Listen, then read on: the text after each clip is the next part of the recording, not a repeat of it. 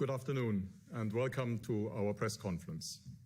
I'm joined here on stage by President Lagarde and by Vice President de Guindos. We are, as in the past meetings, in a hybrid format, so I would like to ask those who are following us via WebEx to turn on their cameras and their microphones should they want to ask questions. And now I would like to turn the floor to President Lagarde. President Lagarde, please. So good afternoon. The Vice President and myself are delighted to welcome you to our press conference. The Governing Council decided today to raise the three key ECB interest rates by 75 basis points. With this third major policy rate increase in a row, we have made substantial progress in withdrawing monetary policy accommodation. We took today's decision and expect to raise interest rates further to ensure the timely return of inflation to our 2% medium-term inflation target following our meeting-by-meeting approach. Inflation remains far too high and will stay above our target for an extended period. In September, euro area inflation reached 9.9%. In recent months, soaring energy and food prices, supply bottlenecks, and the post-pandemic recovery in demand have led to a broadening of price pressures and an increase in inflation. Our monetary policy is aimed at reducing support for demand and guarding against the risk of a persistent upward shift in inflation expectations. The Governing Council also decided to change the terms and conditions of the third series of targeted long-term refinancing operations known as TLTRO 3. During the acute period of the pandemic, this instrument played a key role in countering downside risks to price stability. Today, in view of the unexpected and extraordinary rise in inflation, it needs to be recalibrated to ensure that it is consistent with the broader monetary policy normalization process and to reinforce the transmission of our policy rate increases to bank lending conditions. We therefore decided to adjust the interest rates applicable to TLTRO 3 from November 23, 2022, and to offer banks additional voluntary early repayment dates. Finally, in order to align the remuneration of minimum reserves held by credit institutions with the Eurosystem more closely with market conditions, we decided to set the remuneration of minimum reserve at the ECB deposit facility rate. The decision that we took today are set out in a press release that is available on our website. The details of the changes to the TLTRO 3 terms and conditions are described in a separate press release to be published at 3:45 Continental European Time. Another technical press release detailing the change to the remuneration of minimum reserves will also be published at the same time. I will now outline in more detail how we see the economy and inflation developing, and will then explain our assessment of financial and monetary conditions. Economic activity in the euro area is likely to have slowed significantly in the third quarter of the year, and we expect a further weakening in the remainder of this year and the beginning of next year. By reducing people's real income and pushing up costs for firms, high inflation continues to dampen spending and production. Severe disruptions in the supply of gas have worsened the situation further, and both consumer and business confidence have fallen rapidly, which is also weighing on the economy. Demand for services is slowing after a strong performance in previous quarters when those sectors most affected by the pandemic-related restrictions reopened, and survey-based indicators for new orders in the manufacturing sector are falling. Moreover, global economic activity is growing more slowly in a context of persistent geopolitical uncertainty, especially owing to Russia's unjustified war against Ukraine and tighter financing conditions. Worsening terms of trade, as the prices paid for imports rise faster than those received for exports, are weighing on incomes in the euro area. The labor market continued to perform well in the third quarter, and the unemployment rate remained at the historically low level of 6.6% in August. While short-term indicators suggest that jobs were still being created in the third quarter, the weakening of the economy could lead to a somewhat higher unemployment in the future. To limit the risk of fueling inflation, fiscal support measures to shield the economy from the impact of high energy prices should be temporary and targeted at the most vulnerable. Policymakers should provide incentives to lower energy consumption and bolster energy supply. At the same time, governments should pursue fiscal policies that show they are committed to gradually bringing down high public debt ratios. Structural policies should be designed to increase the euro area's growth potential and supply capacity and to boost its resilience, thereby contributing to a reduction in medium-term price pressures. The swift implementation of the investment and structural reform plans under the Next Generation EU programme will make an important contribution to these objectives. Inflation rose to 9.9% in September, reflecting further increases in all components. Energy price inflation at 40.7% remained the main driver of overall inflation, with an increasing contribution from gas and electricity prices. Food price inflation also rose further to 11.8%, as high input costs made food production more expensive. Supply bottlenecks are gradually easing, though their lagged impact is still contributing to inflation. The impact of pent-up demand, while weakening, is still driving up prices in the services sector. The depreciation of the euro has added to the buildup of inflationary pressures.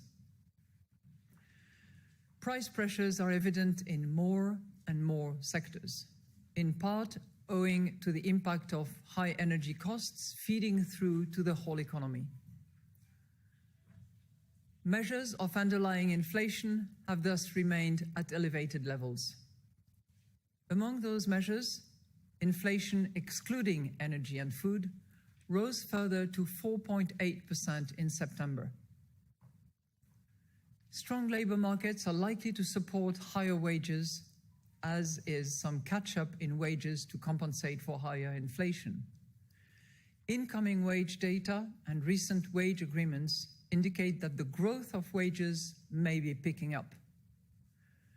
Most measures of longer-term inflation expectations currently stand at around 2%, although further above-market revisions to some indicators warrant continued monitoring.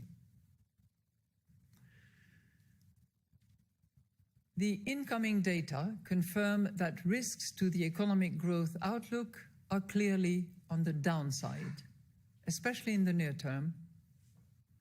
A long-lasting war in Ukraine remains a significant risk.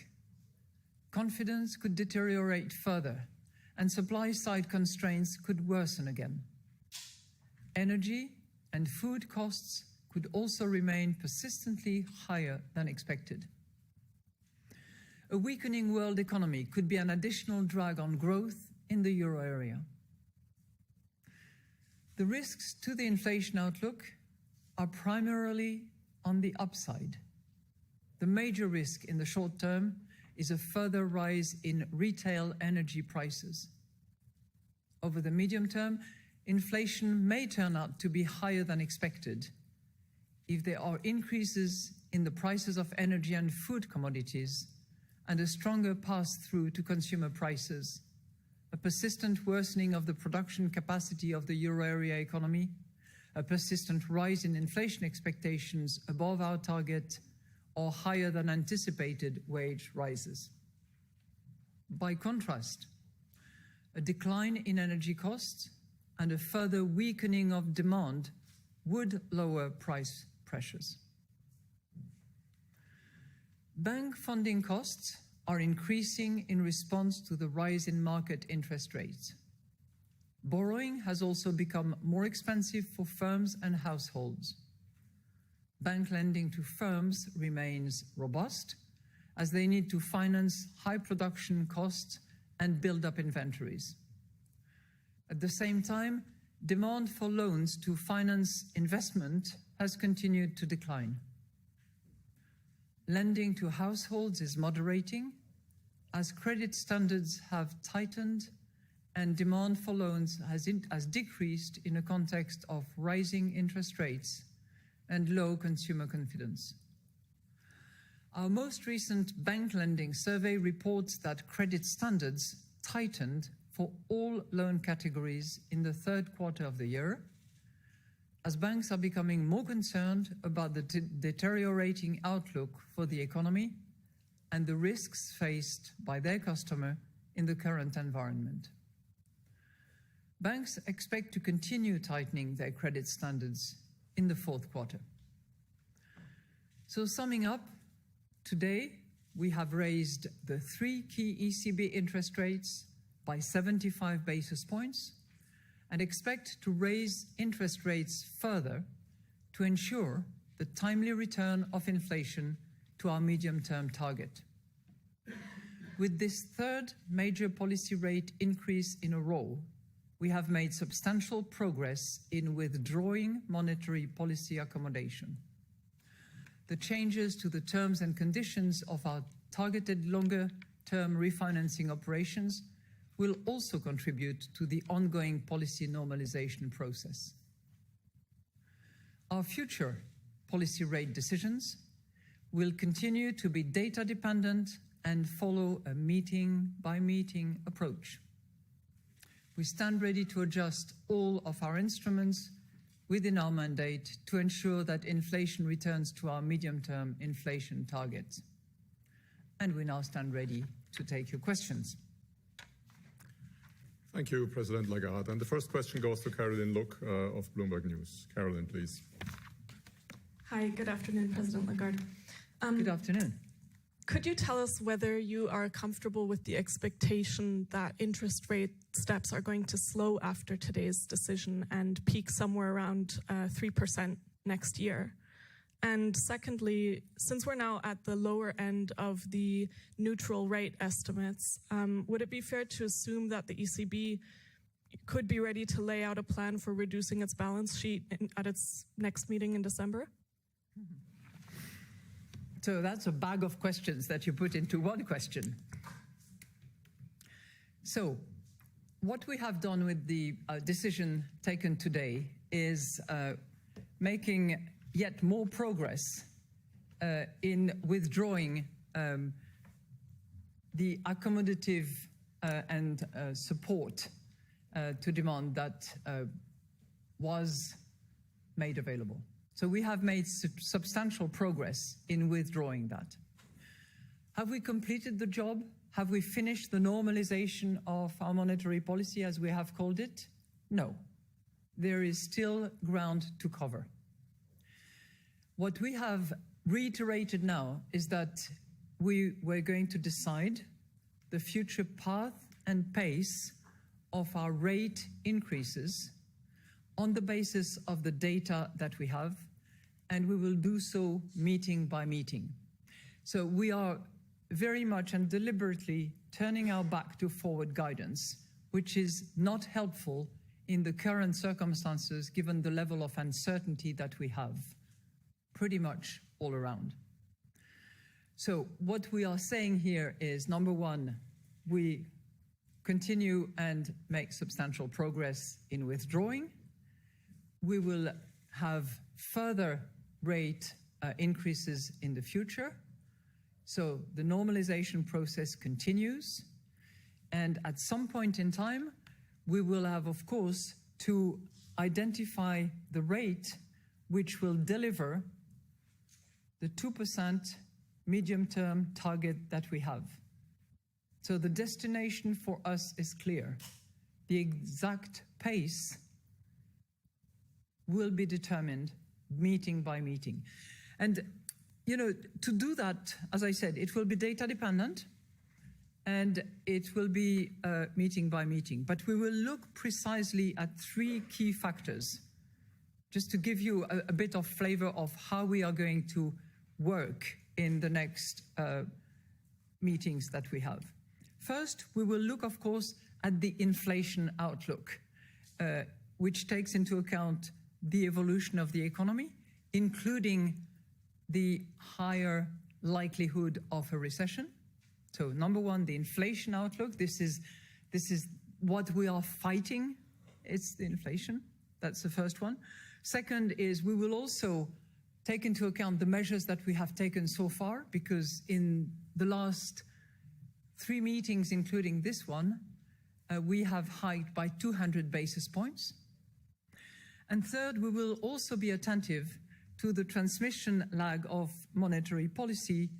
And we know, as we do that any decision that we make is not going to have an immediate impact on inflation, but will be subject to the time lag that always affects monetary policy decisions. So that gives you, I hope, a bit of the flavor of the thinking and the rationale behind those decisions that will be made and those hikes that we will decide in the near future. I think you had a second question, which had to do with our balance sheet. So you covered it all in one question. Not all, because there are lots of other interesting and decisive matters that we discussed. Well, let us call it the reduction of our APP monetary portfolio. This is a matter that we have discussed at our last retreat amongst ourselves governors. And we did not discuss the substantive issues today, deliberately, because we decided on a lot of issues. But what we decided is that we would pursue that discussion and we would decide the key principles of the reduction of our APP monetary portfolio in December. So that gives you a bit of an indication of when those key principles will be discussed, decided, and I will be very pleased to inform you about those principles at our next monetary policy meeting in December. And that has to be, of course, in advance of the decision to implement and to roll out this reduction. So. Thank you, Madame Lagarde. And the next question goes to Joanna Berseche of CNBC. Joanna, please. Hi, President Lagarde. Thank you. 2 questions for you. The first is with respect to the neutral rates. You said at the last meeting, and this is a quote, "What I can tell you is that the further away we are, the larger the step we are taking, which is why we are front-loading now." Given that the deposit rate is now 1.5 percentage points and the ECB had previously guided to 2% as being the upper end of the range of neutral, is it fair to assume that subsequent hikes will be smaller in magnitude than what you delivered today? That's my first question. And then my second question, I know it wasn't discussed in the statement, but it's about the anti-fragmentation tool, TPI. When you're looking at this tool and potentially triggering it, what is more important for the ECB, the spread level of a sovereign bond yield versus Germany or the absolute yield level? Thank you. Thank you very much for your 2 questions. I think what we decided is clear and straightforward. It's a significant rate increase, 75 basis points, twice in a row. And we decided to do that in order to pursue the substantial progress that we have to make in order to withdraw monetary policy accommodation. Our sense is that we have already made significant progress. As I said, we are not done yet. There is more ground to cover. And the question of what pace will be what will be the magnitude of future rates will be determined meeting by meeting and will be data dependent, adopting the review of the three factors that I have referred to earlier, which is roughly and quickly inflation outlook, the measures we've taken so far, and the time lag of monetary policy. So I cannot tell you much more than that at this point in time. I stand by my comment, significant progress withdrawing accommodation, more ground to cover. We have acknowledged that more rates are in the pipeline, but at which pace, to which level, I cannot tell you. I think we had a slight discussion about the how not necessarily helpful this evasive neutral rate is, and we decided to stick to withdrawal, completing that job, and then taking a step to decide whether we need and how much we need to go further. Because it is not by simply normalizing monetary policy that we will identify and reach the interest rates that is necessary in order to deliver the 2% inflation target medium term that we have. Your second question about TPI. We did not discuss TPI at all. And we have said, and I have said very clearly that in order to trigger TPI, we will look at a series of indicators, amongst which the spreads, the yields, but a few other indicators as well. And then we will determine if one country or several countries are or not eligible to TPI on the basis of criteria that I have also described for you in the past, which have to do with debt sustainability, macro framework, as well as fiscal policies. So that stands unchanged. Thank you, Madame Lagarde. And the next question goes to Aude Kursulek of BFM Business. Aude, please. Good afternoon, President Lagarde. So according to the ECB, at what point does fiscal policy, when it provides aid against inflation, run counter to monetary policy? Has the British case made a difference? And second question about a systemic risk that you are monitoring. Have you identified some financial vulnerabilities in our economy, and which ones? Thank you. You know, I think in the present state of uncertainty, with the likelihood of recession looming much more on the horizon, and the probability of it having increased, everyone has to do their job. Our job is price stability. This is our primary mandate, and we are riveted to that. We are determined. All of us on the Governing Council, we are determined to deliver that price stability, which we have defined as the 2% inflation target in the medium term. There is no hesitation on that front. We, of course, have a dialogue with fiscal authorities. And when I sit at the table of the Eurogroup in particular with a colleague who are finance ministers, I explain the point of our monetary policy, which is to fight inflation and to bring it down back to the 2% in the medium term. And obviously they take into account their imperatives, but also the purpose of our mandate to reduce inflation. And I think that I must have repeated many, many times the famous triple T, which is temporary, targeted, and tailored, which from our perspective will help them address the needs of the most affected by income erosion and also by inflation, but without fueling inflation on a broad basis, because that would be utterly counterproductive in that it would require that we take harder monetary policy measures in order to deliver on our mandate.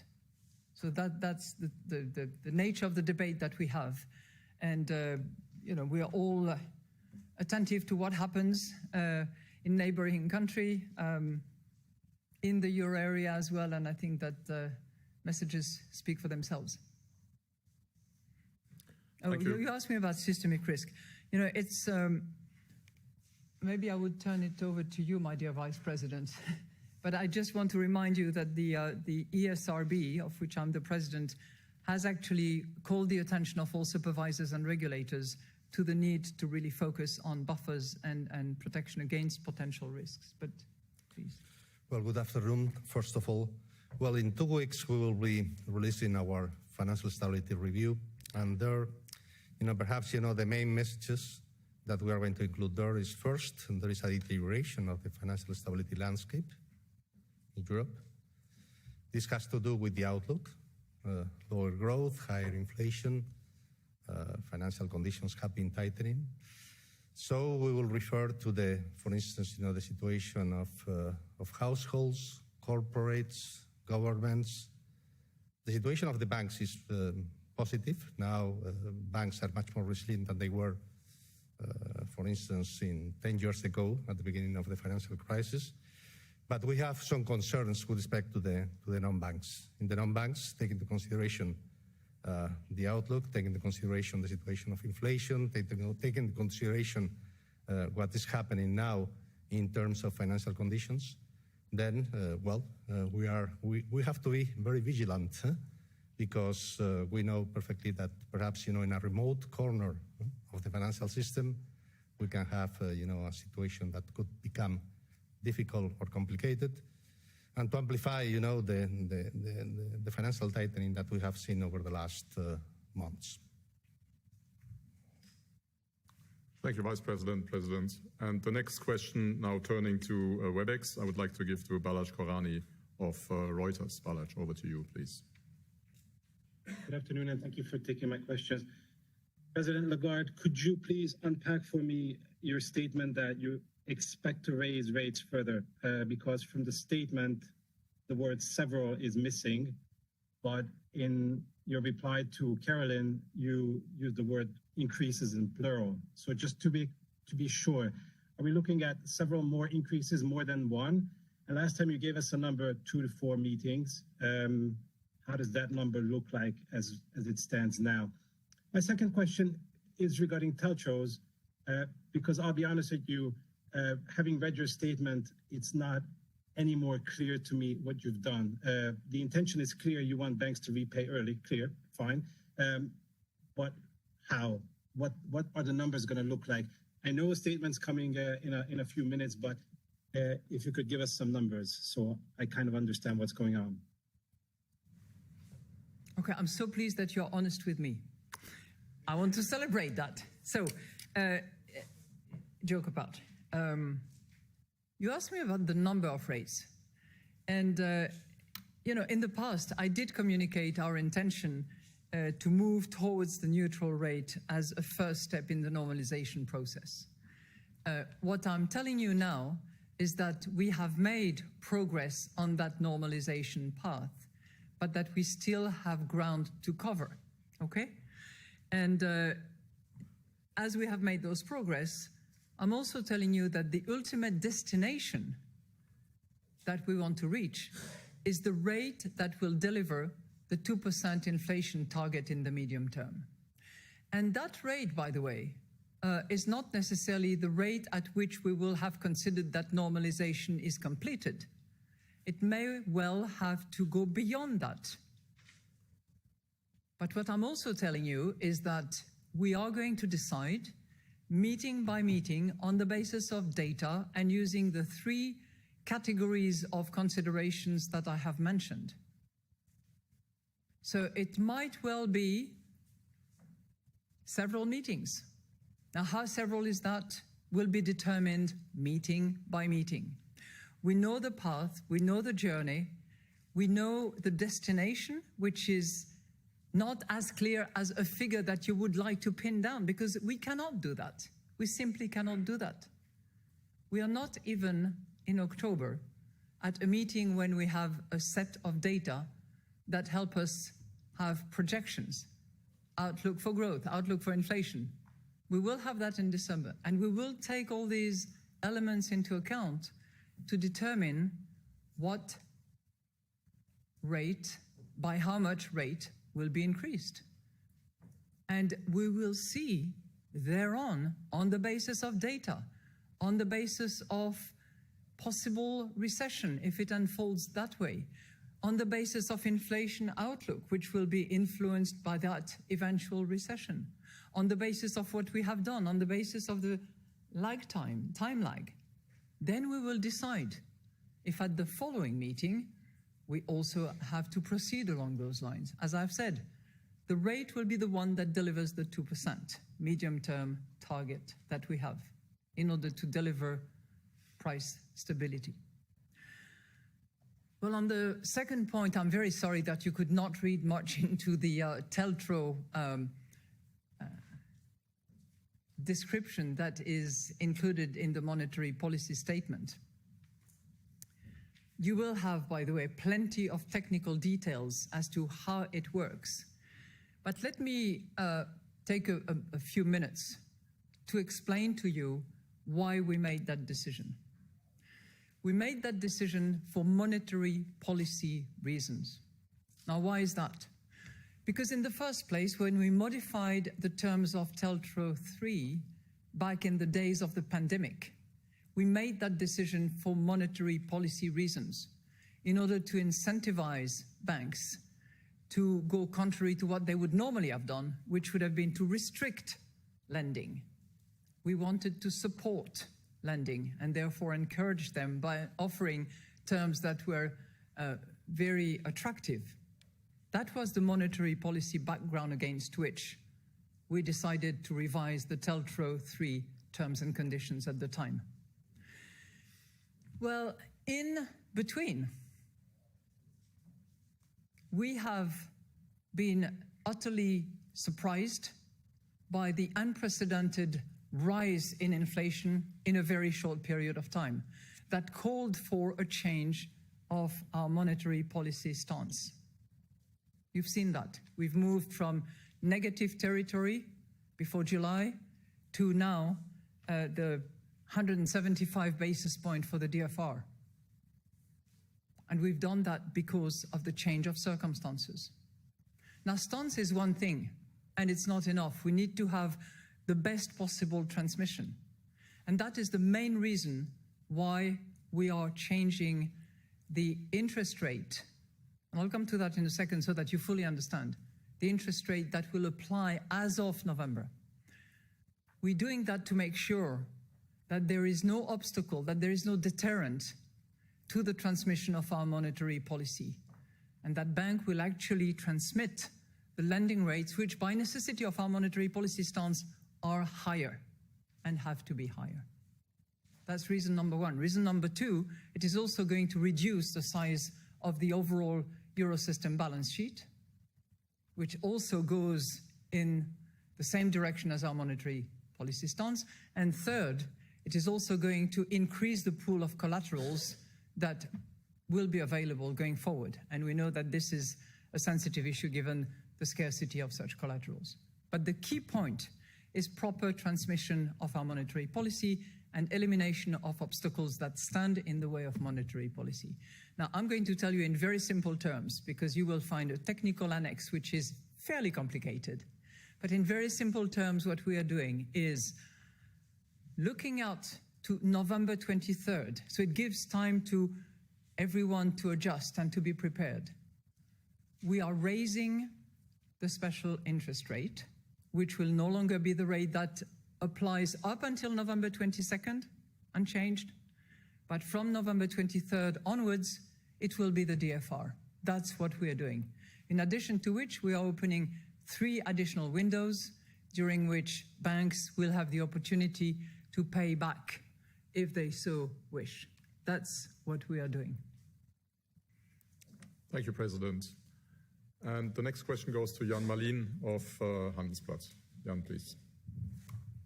Hello, Madame Lagarde. Hello. I have one question on the forecasts in September. The ECB assumes a growth rate of 0.9%. Many economists are much more pessimistic. And a few days before the Governing Council meeting, several factors materialized concerning gas and so on. Would you say that it's fair to say that we are now in the downside scenario, which was outlined there, and assumes that the economy will go down by 0.9%, a recession?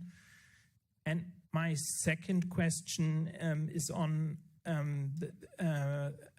the initiatives in several countries. Several governments have decided to take measures to curb the rise in the energy prices. What's your view on that? Does it help the ECB to fight inflation? Thank you. Well, thank you very much for your question. So you're referring to the September projections that we produced at our last Monetary Policy Governing Council. And we had the baseline scenario, which for 2023 gave us plus 0.9, and the downside scenario, which gave us minus 0.9. And your question really is, are we already in that downside scenario, and are we not facing the likelihood of a recession in 23? Number one, we will know a lot better at our December next projection exercise when all the data are collected and we can offer you some new projections which will take into account all the developments that take place before the cutoff date. That will be shortly before the Governing Council meeting. That's point number one. Point number two, if you look at the downside scenario, many of the assumptions that we have made at the time have not materialized. So, in the assumptions, we had a complete shortage of Russian gas. We are still receiving some Russian gas. We had assumed no substitution whatsoever. And we have seen in the last few weeks that thanks to the effort of the Commission, of various member states, there is a phenomenon of substitutions. We had assumed that commodity prices would continue to rise. And what we have seen is commodity prices declining, and for some of those commodities actually declining significantly. So we are not in the assumptions of the downside scenario. Is that to say that we are in our baseline? No, because there have been developments that are hallowed with uncertainty, but that are clearly, and we say so in the risk assessment in the monetary policy statement, which are clearly to the downside. And we will incorporate those risks if they materialize in our baseline in December, which will give us a chance to have a more accurate picture for both 22, 23, and 24. But, you know, when you look at the all the sort of intermediate indicators that we observe in between two projection exercises, there is a slowdown at play, clearly. There is a slowdown. On the positive front, we see less supply bottlenecks. We still see very strong labor and all the numbers except the intention to hire. But other than that, positive. We see fiscal support in discussion at the moment, and I'll come to the end of your question on that front. But pretty much all other indicators are pointing downward. Now, you referred to some of the measures that were decided by member states in order to curb energy prices, which is, you will remember, contributing massively to inflation. Plus 40.7% from September 22 versus September 21. It's a massive increase and a significant contribution to the inflation that we are facing. I was going to give you a Normandy response, which is peut-être banque, non peut-être banque, oui, but that's not the appropriate way to address it. It is all going to depend on how it is designed, what kind of transfers are operated, and how transfers, if such transfers take place, are financed. And obviously, as we say in the monetary policy statement, we welcome structural reforms that will target the energy markets in particular. And we hope that these reforms can be led and developed by the European Commission for all European members, if at all possible. Thank you. Thank you very much. And the next question goes to Martin Arnold of the Financial Times. Martin, please. Hello, Madame Lagarde. I'm sure you've seen the comments by several European leaders, including the French President, the Finnish Prime Minister, and most recently the new Italian Prime Minister, who've all issued critical warnings about central banks pushing the economy into recession, crushing demand, and warning against these moves in order to salvage the credibility of the central bank and to fight inflation. What do you make of these remarks? And secondly, the markets are pricing in a further rate rises up to about 3% in your deposit rate. Do you think that's reasonable? Thank you. Well, thank you very much for your two questions. On your first one, we have to do what we have to do. A central bank has to focus on its mandate. Our mandate is price stability, and we have to deliver on that using all the tools we have and selecting those that will be most appropriate and most efficient. That's what we're doing today by deciding a rate hike and by changing the interest rate of TLTROs going forward.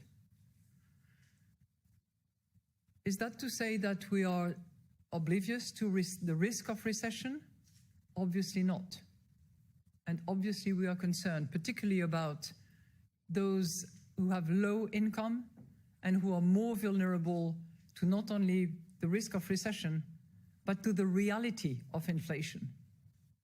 And when we fight inflation, we think of our mandate, but we think about those people who are suffering most from inflation. And we will continue doing so. And we believe that in the present set of circumstances, given the instruments and the analysis that we can do, the decision that we make today is the most appropriate in order to restore price stability, which, as you know well, is critically important for not just the stability of prices, but also for the economy to actually prosper and recover. Obviously, recession likelihood, numbers resulting therefrom will be taken into account in the analysis that we conduct at our next December meeting when we have far more in-depth data and information. On the second question that you ask, just as we cannot and will not be fiscal dependent, we will not and cannot be financial market dependent. We take into account financial market expectations. We look at them. This is one of the elements that enter into our considerations, but this is not it. And as I said, we've got to do what we've got to do. Our job is price stability. Markets have to do what they have to do. Thank you, President Lagarde. And the next question goes to Rove Krejic of the Croatian television station Nova TV. Rove, please. Welcome.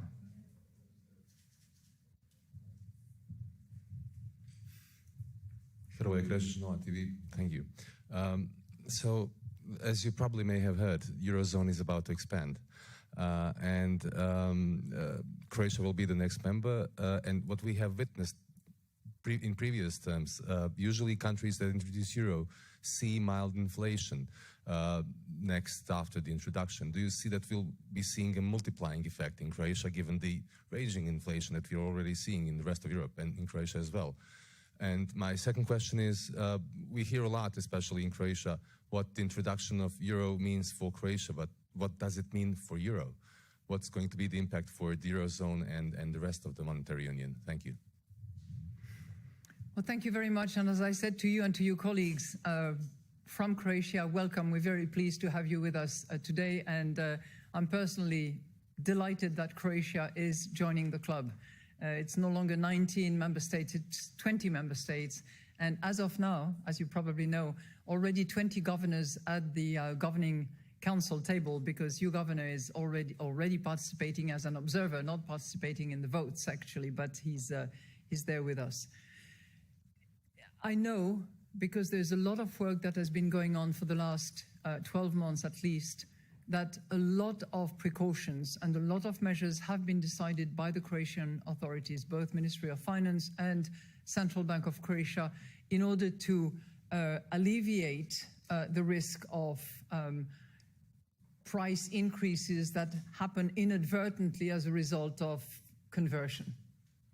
So, you know, whether it is by way of required comparator of prices in the previous currency versus euro, or whether it is the special accountability of all the price setters, I think that Croatia has actually learned from what we all have gone through more than 20 years ago when the euro was introduced in a much smaller group of countries. And I really hope that all Croatian economic actors will have to, you know, will feel compelled to actually respect those requirements, which I know are embedded currently now in the draft laws that will be implemented. Is it going to be multiplied as a result of the fact that there is high inflation and way too high inflation? I certainly hope not, but you know, we'll have to see, and I think that it will be the vigilance of the competition and price authorities in Croatia, as well as all of you, to actually make sure that this is not the case. What does it mean to welcome Croatia? Well, first of all, I think it's always nice when you have a new member and an additional member in the family, and we are certainly thrilled about that. It's a country that has made tremendous effort to align with the rules and regulations, to comply with the expectations and the requirements, that has passed all the tests, both under the review of the Commission and with our own legal assessment. So it's a great development that is taking place in very early 23, and it's a vote of confidence for the euro area, and we hope to help each other and certainly to offer the shield of the euro. Thank you, President. And the next question goes to Fabrizio Goria of La Stampa over here. Fabrizio, please.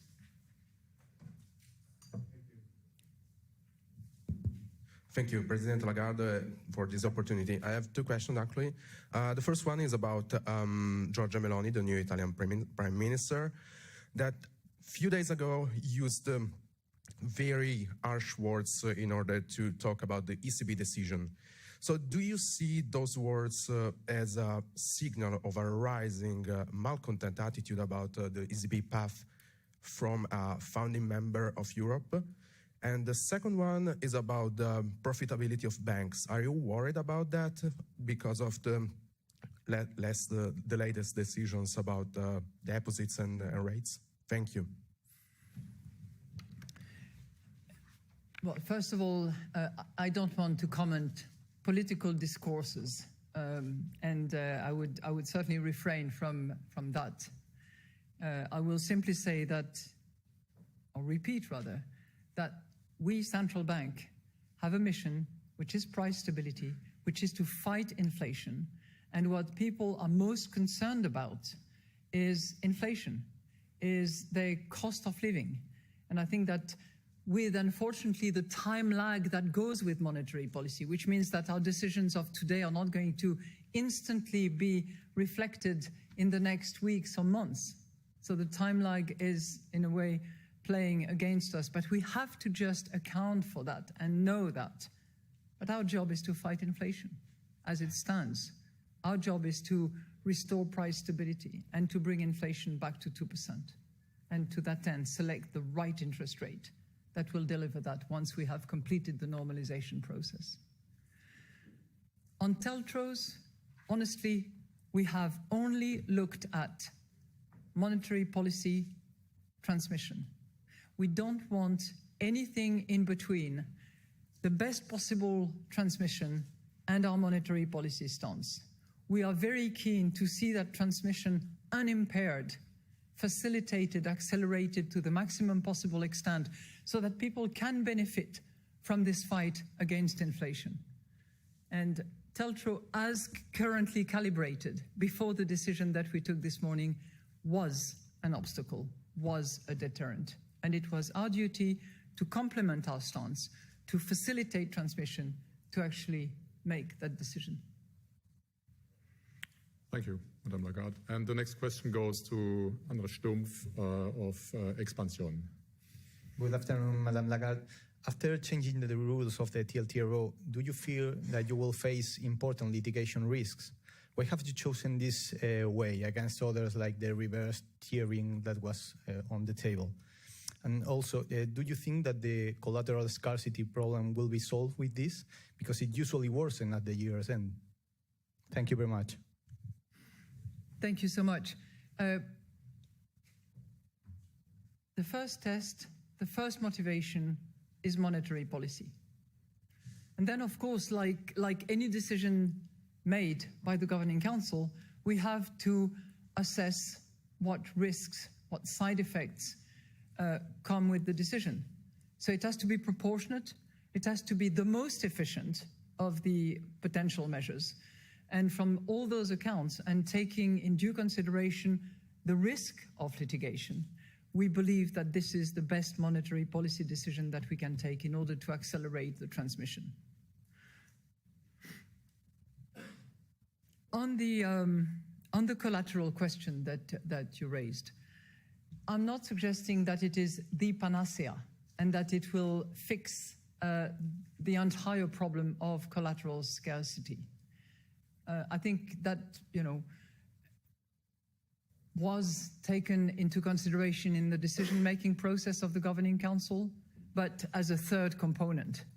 It will so happen that if the banks decide to repay earlier, there will be more collaterals available, and as such, it will facilitate addressing the scarcity. But it's not the panacea, and not certainly the main motivations. And you're right that at year end, things become a bit more tense.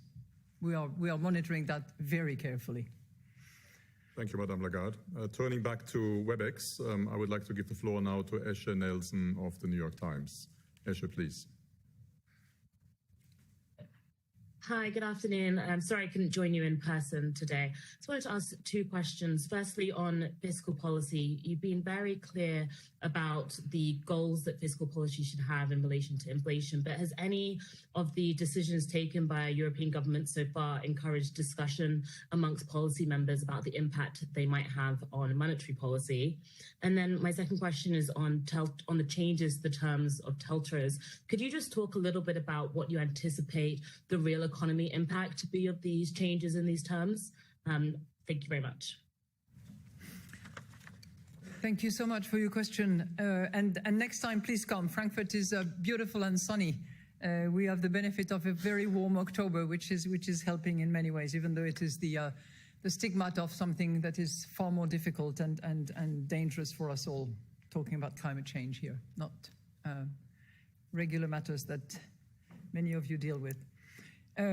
On the fiscal policy, first of all, you have to know that the Commission is doing a very thorough job in assessing the design, the impact of the energy measures that are decided by various member states. And in doing so, the Commission takes into account I think they take into account 2 T's. I'm in favor of 3 T's, but it doesn't matter. They take into account how temporary those measures are and how targeted they are, I'm also concerned that they should be tailored at incentivizing the saving of energy by those people who are eligible to the measures that are decided. So the Commission does that job and has a dialogue with the member states when they decide to implement changes.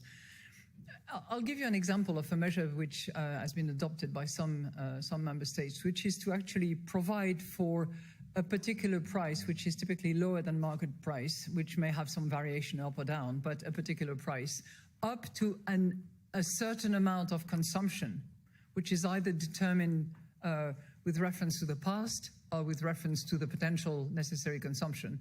And anything in excess of that then is invoiced at market rates. That's what I would regard as targeted and temporary by nature, because it's framed in that fashion. And tailored as well, because it gives an incentive to actually stay below the threshold to those people who are eligible. That's just by way of example of what, in our view, can actually work. On TLTROs, let me just repeat that what we want is the best possible transmission of our monetary policy. And by removing the very attractive rates that were available for monetary policy considerations of 2 years ago, we are focusing on the transmission. That will necessarily lead, given that borrowing costs might be higher, to lending costs that will be higher as well. That is inevitable, given the monetary stance that we have. Thank you. Thank you, Madame Lagarde. This brings us to the end of today's press conference. Thank you very much for joining. Our next regular press conference is scheduled for 15th of December. Until then, all the best and goodbye.